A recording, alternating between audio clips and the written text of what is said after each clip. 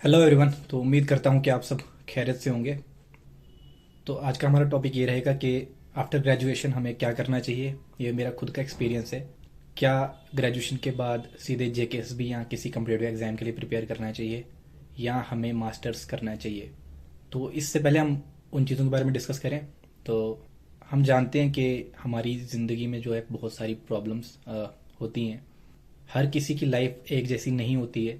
कुछ लोगों की ज़िंदगी में बहुत सारे डिसएडवांटेजेस होते हैं और वो डिसएडवांटेजेस किसी भी तरीके से हो सकते हैं।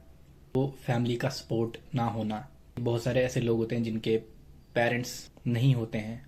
बहुत सारे लोग ऐसे होते हैं जिनका फाइनेंशियल बैकग्राउंड बहुत ज़्यादा लो होता है, यानी वो ऐसी फैमिली से आते हैं जिनके पास रोज़मर्रा की चीज़ों के लिए भी ज़िंदगी का गुजारा नहीं होता है। बहुत सारे लोग ऐसे हैं जिनमें फिजिकल डिसेबिलिटी या मेंटल डिसेबिलिटी होती है। अलग अलग तरीके से डिसएडवांटेजेस हो सकते हैं लोगों के लिए। और अगर हम में से कुछ लोगों की ये सब प्रॉब्लम्स नहीं है तो वो सबसे ज़्यादा खुशनसीब लोग हैं कि उनके पास एक अच्छी हेल्थ है, उनके पास फैमिली है, पेरेंट्स हैं, उनके पास ज़िंदगी गुजारने के लिए एक अच्छा खासा पैसा है। क्या खुदा ने डिस्क्रिमिनेशन की है कि किसी को कम दिया, किसी को ज़्यादा दिया, या कोई फाइनेंशियली डिसएडवांटेज है? बल्कि नहीं। एज ए मुस्लिम हम सबको पता है कि ये दुनिया हमारे लिए एक टेस्ट है और इससे ज़्यादा कुछ भी नहीं है। मैंने ऐसे बहुत सारे लोग देखे हैं जो जिनके पास कुछ ना हो के भी वो अल्लाह का शुक्र अदा करते हैं and they are thankful to God. और वो जितना उनके पास है, जो उनके पास है, उसमें ही खुश रहते हैं। And they are the people of paradise.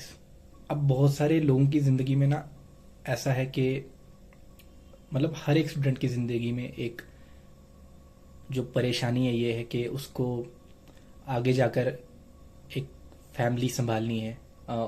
उसके माँ बाप के बहुत सारे होप्स हैं कि उनका बेटा वो कुछ कर जाएगा, कुछ करेगा। बट जब हम खुद को देखते हैं तो and we look into ourselves और हम सोचते हैं क्या हम सच में इस काबिल हैं या इस काबिल बन पाएंगे कि हमारे जो पेरेंट्स हैं वो प्राउडफुल फील करें हमारी वजह से।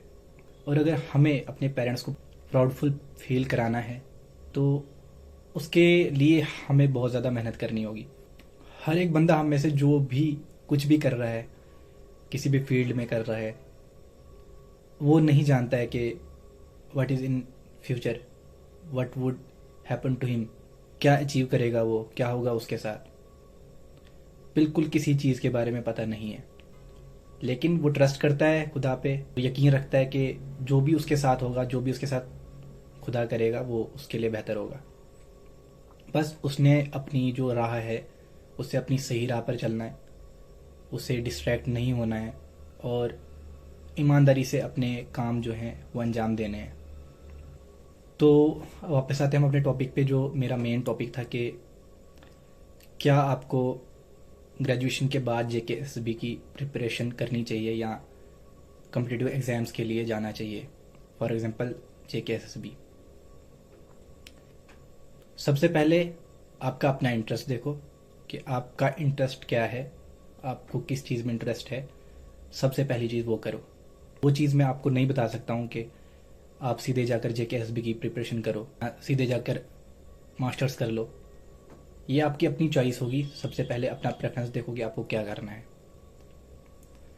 अब दूसरी बात ये कि क्या ग्रेजुएशन के बाद सीधा ही जेकेएसबी की तैयारी करनी चाहिए आपको?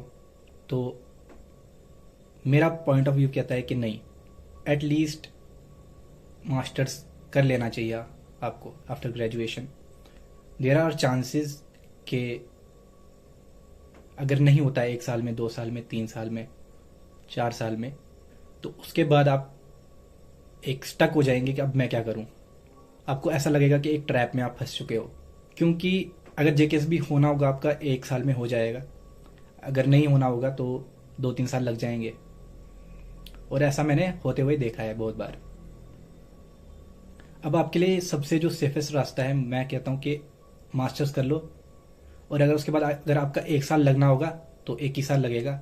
अगर अदरवाइज़ अगर 3-4 साल लगने होंगे तो भी आप मास्टर्स करके होगे, और जो अगर आप मास्टर्स अच्छे से कर लोगे, अच्छे से पढ़ाई करोगे, तो आसानी से आप किसी भी इंस्टीट्यूट में या प्राइवेट कहीं पे भी पढ़ा सकते हो। एंड जो आप अपनी लाइफ में जो है ना, कम से कम एक अच्छी ज़िंदगी गुजार सकते हो।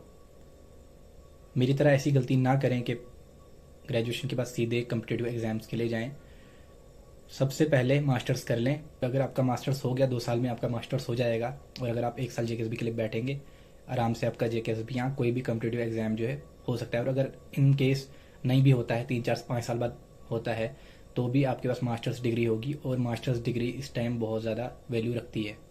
अब मास्टर्स जो है, क्या हम रेगुलर करें या हम इग्नो से या क्लस्टर से करें? तो अगर आप ग्रेजुएशन कर चुके हो और आप मास्टर्स के लिए जाना चाहते हो, मैं चाहूँगा कि आप रेगुलर करें। और अगर आप चाहें तो आप सेंट्रल यूनिवर्सिटीज़ के जैसे एएमयू या जामिया मिलिया इस्लामिया या जेएनयू के लिए जा सकते हैं। एक बात मैं क्लियरली कहूँगा कि कन्फ्यूजन में नहीं रहना, क्योंकि मैंने भी अपने घर में देखा है कि मेरे भाई में और मेरे में सिर्फ ये डिफरेंस है, छोटे भाई में, कि उसकी क्लैरिटी बहुत थी पहले से चीज़ों के लिए। ग्रेजुएशन उसने एएमयू से की और मास्टर्स वो अभी जामिया मिलिया इस्लामिया से कर रहा है। उसको पहले से ही पता था कि मुझे मास्टर्स करना है, आगे बीए करना है, यहाँ से करना है। और मैं कंफ्यूज ग्रेजुएशन करने के बाद कि अब मैं क्या करूँ, कभी एक तरफ जा रहा हूँ, कभी दूसरी तरफ जा रहा हूँ। तो वो चीज़ जो है मेरे लिए बहुत प्रॉब्लमेटिक हो गई।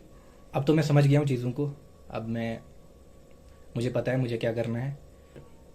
इंशाल्लाह यू विल बी सक्सेसफुल। बाकी दुआ में याद रखो और चैनल को सब्सक्राइब करते रहो।